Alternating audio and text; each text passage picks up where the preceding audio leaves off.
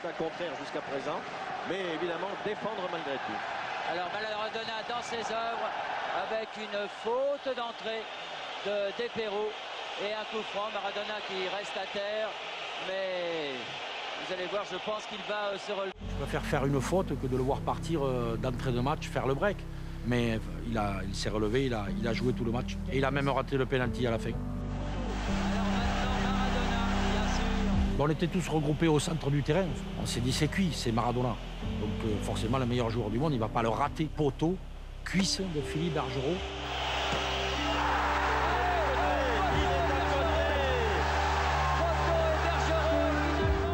Et là, bien entendu, il y a, je crois, toute la délégation toulousaine qui se projette sur Bergerot. Bonsoir à toutes et à tous. Pascal Despero, donc j'ai 52 ans récemment. Voilà, aujourd'hui je suis conseiller technique pour le district de Haute-Garonne. Je remercie mon président d'être présent à cette réunion. Vous remercie à tous d'être aussi présents. C'est étonnant, à 21h, un samedi soir. Voilà, moi je suis un jeune Toulousain qui un jour a eu la chance de pouvoir porter le maillot du TFC. C'est allé très vite, c'est vrai, puisque je suis rentré en professionnel, on s'est qualifié, on a joué ce fameux match contre Naples, donc la Coupe d'Europe. J'ai passé 8 saisons formidables au TFC, 5 saisons au centre de formation. Voilà, j'étais champion d'Europe Espoir avec Laurent Blanc et Eric Cantona. Puis après, je suis parti, la vie vous amène ailleurs, et c'est plutôt bien de couper le cordon ombilical. J'ai eu l'honneur de porter 4 saisons le maillot de l'AS Saint-Étienne. Donc voilà, dans la reconversion, j'ai entraîné pendant 14 ans à Auch, à l'obtention de mon diplôme à Paris. Donc j'ai fait le choix de rejoindre la Fédération française. Et parce que c'était la Haute-Garonne, le district d'où je venais, bien entendu, 42 000 licenciés, ça me paraissait intéressant de sélectionner, détecter et former les entraîneurs. Forcément, il y a 2-3 joueurs dans chaque équipe comme ça qui ont une réflexion poussée. Voilà, de par leur parcours, de par leur formation, de par leur éducation. Et ceux-là, ils sont importants puisqu'ils équilibrent un petit peu. Moi, je faisais partie plutôt des... Vous l'avez compris. J'ai grandi dans un club de quartier. Mais ne vous trompez pas, au départ, j'étais formé... je jouais libéraux, 15 mètres derrière. J'étais capitaine de la sélection Midi-Pyrénées. Et un jour, Jacques Santini, qui a succédé à Daniel, a vu un match amical un soir à Muret, avec la réserve, et il m'a transformé en ce fameux chien de garde. Alors je ne vous rassurais pas, je m'arrêtais avant les toilettes, mais je contrôlais quelle culotte il portait. Ceci dit, je prends, pendant 2 ans, j'y reste, on y va, tous les grands. C'était ma tâche, c'était ma fonction. Donc il y avait des duels, de la densité, bien entendu, un investissement personnel important. Ça correspondait à mes qualités. Je n'ai jamais été doué, mais pour faire son trou, il faut une certaine spécificité. Ça me semble essentiel. Et je l'ai exploité à fond. Est venu, bien sûr, l'équipe de France Espoir, où j'ai découvert plein de choses, avec des grands joueurs à côté. 4 choses essentielles. Je n'ai pas été responsable de recrutement jusqu'à présent. Jean-Philippe en a l'excellence. Avant tout, la première qualité, c'est le caractère. Fiori-classe. C'est le caractère, c'est affronter 40 000 personnes. J'ai connu de superbes joueurs à l'entraînement. J'ai plein de noms, 40, 30, 40 noms qui étaient bien meilleurs que nous. Mais qui arrivaient, quand on sort à Geoffroy Guichard, 40 000 personnes au stadium, gastro-général. Donc ça, il faut bien avoir conscience. On passe du jour au lendemain un petit match à 300 ou 400 personnes au niveau amateur.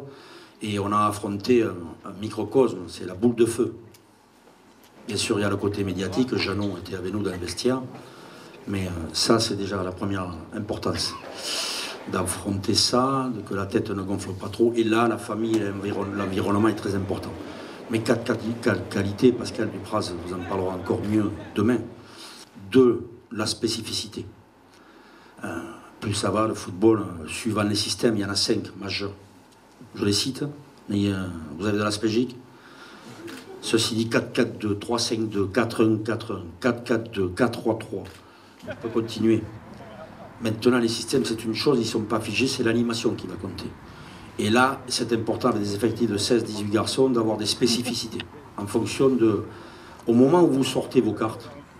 Parce que si je ne suis pas, et ça ne m'intéresse pas, si j'étais directeur technique national, le slogan que j'appliquerai sur les formations d'entraîneurs de cadre, l'important, ce n'est pas les cartes que vous avez en main quand vous êtes coach. C'est qu'est-ce que vous en faites et à quel moment vous les sortez. Et donc dans son effectif, il va falloir bien entendu avoir de la spécificité en fonction de ces systèmes de jeu-là qui vont fluctuer.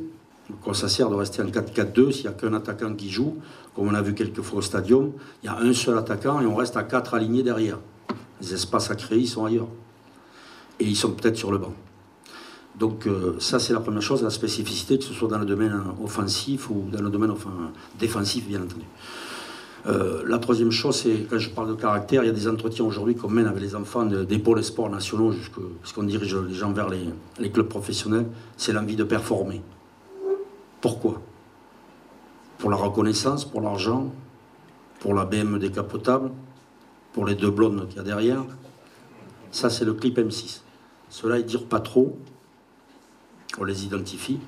Par contre, très souvent, on se rend compte que les joueurs qui vont pouvoir affronter une carrière de 10-12 ans, c'est des gens qui ont plus profondément une envie de performer, qui ont le goût du jeu et du beau jeu souvent.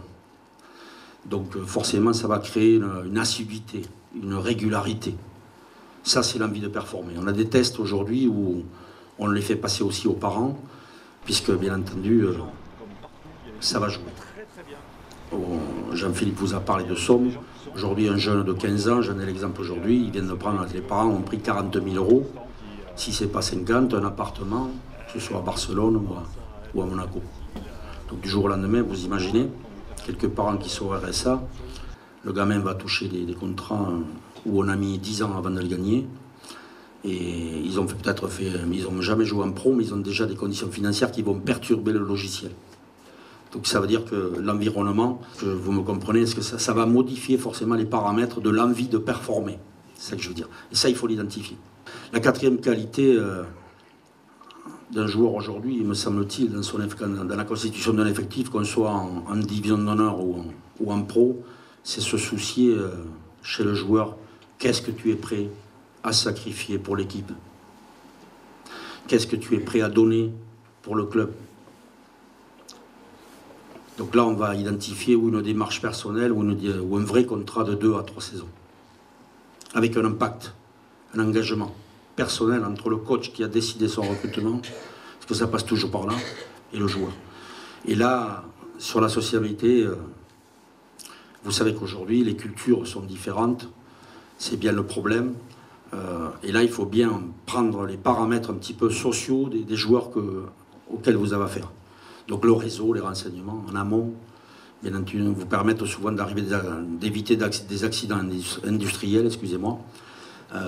Mais toujours, si le mec il gagne 500 000 ou qu'il en gagne 10 000, le club est plus fort que le joueur. Il faut le faire respecter. Ça s'appelle le cadre. C'est valable pour nos enfants à 13 et 14 ans. Je suis surpris que par rapport à notre époque, avec Jean-Philippe, Daniel et moi, aujourd'hui, on passe sur beaucoup de choses parce qu'on ne peut pas se passer du joueur et au vu des investissements privés. Vous avez le cas aujourd'hui, mes gendres ont le maillot de Neymar, jaune en plus, putain. Je suis allé voir jouer au futsal hier soir, ils ont les maillots tout jaunes. C'est joli. Hein, mais Neymar ne sera qu'un grand joueur s'il respecte l'identité du club. C'est un exemple précis. Là, aujourd'hui, il n'a que le ballon d'or à la bouche, mais encore faut-il qu'il se qualifie en quart de finale de Ligue des Champions. On ne peut rien tout seul dans le football. On est obligé, c'est un sport, c'est un rapport de force de 11 contre 11. Et donc à partir de là, plus l'entité de l'équipe, plus le sentiment d'appartenance pour le maillot, pour le groupe, va vous permettre d'aller chercher des choses qui, à un moment donné, éviteront un petit peu aux gens de se disperser.